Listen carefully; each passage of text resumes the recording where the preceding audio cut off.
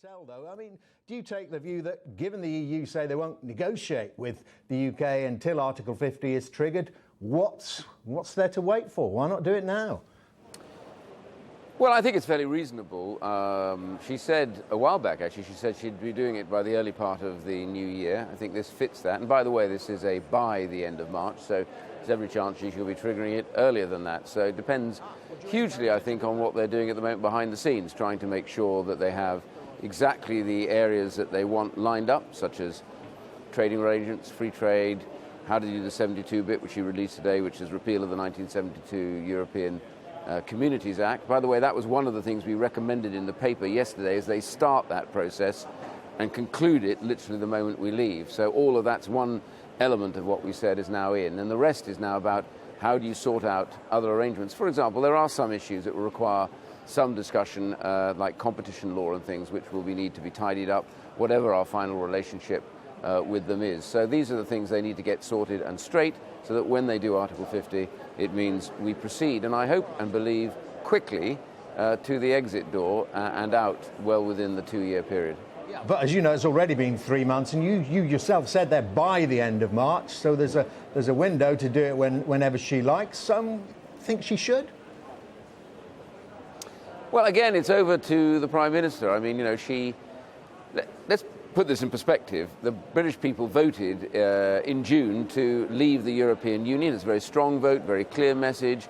There are some very clear red lines in there. There's no question about what they voted on, in the sense that they voted to take back control. 3 key areas. One was borders, the other was our laws, and the third area was our money.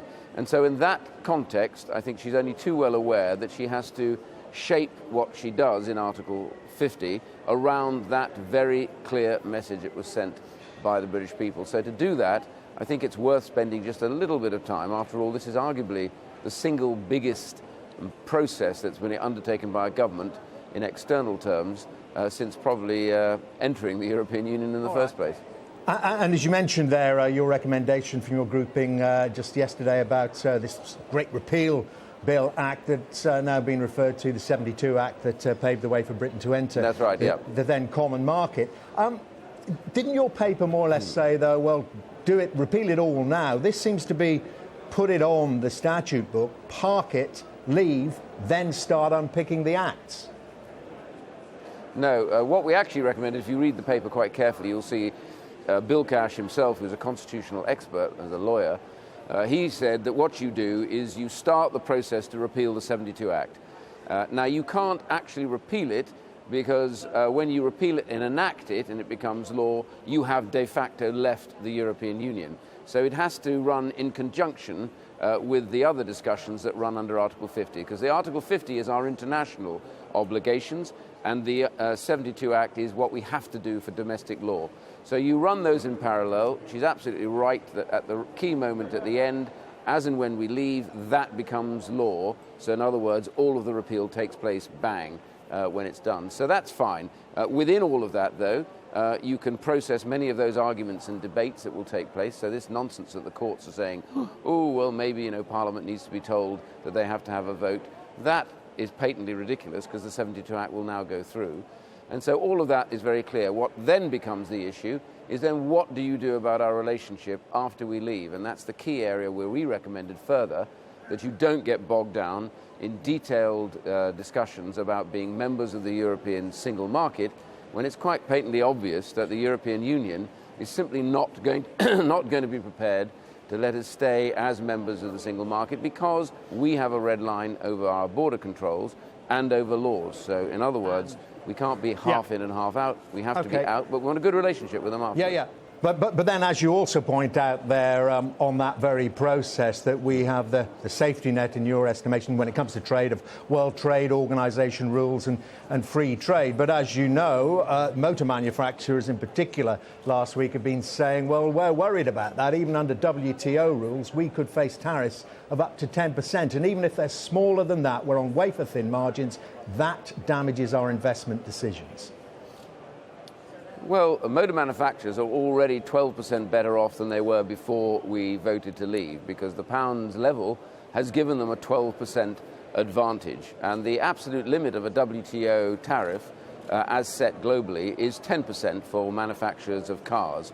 And so, first of all, the idea that somehow this is a one-way street is wrong. I think they're wrong to believe that somehow they're protected in the single market.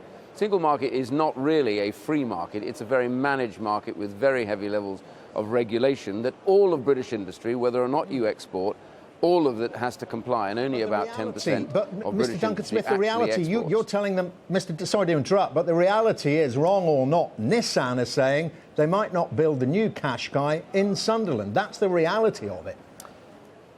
Yeah, well, the reality is what works for them economically, and let's get this absolutely straight. I do not believe in any shape or form that they are in any way likely to be affected adversely for this, for two very good reasons. The first is that what we're talking about here is you be very clear to the European Union. You want to have a free trade arrangement with them, not as members of the single market. Now, of course, you're asking for something which is in their interests, because the European Union exports more in cars and goods than we do to the European Union. So any kind of tariff issue is going to be destructive to them. Doubly so because the pound is now lower, which means their goods are even less competitive here in the UK. So when I was talking to German businessmen quite recently, to Swiss negotiators, etc., they all said, look, don't go to be members of the single market because that becomes politically impossible. But what we do want to do, and what we will put pressure on our governments to do, is to ensure that we do not have tariff barriers, that we reach an agreement to set a free trade area which you will be part of. Now that is common sense, and that's what they want and what we want. So the key to the negotiation is not trying to have special pleading with the EU, but the key point is to actually negotiate and discuss with them on things that they also want. And they want to have clear access to the UK markets, best market for Germany in cars from the whole of the world. So do we, and that's where you now have a meeting of minds once it starts. Last thought on welfare reform and your legacy on it. Damien Green now in your old post. They're saying there's a change in tone and has scrapped repeat medical assessments. Do you think he's right to do that? Do you welcome that? I do welcome it because it's, in fact, what he may not have said, but what is clear is that over a year ago, I set a programme and a policy for full reform and change, which the problem with the present sickness benefit is you're either too sick to work or you can work, but there are lots of progressive elements in the middle. What we had was a reform structure on the table that should come through in the autumn, which would change all of that, part of which was to say if you medicalise some of these conditions like Parkinson's, etc., that means you can let people work for a period, but as it progressively gets worse, then you recognise that they will actually fall away from work. What he's doing is implementing that, and I am fully in favour of that. That's the right and most decent thing to do. You didn't frankly have the balls to put country before party.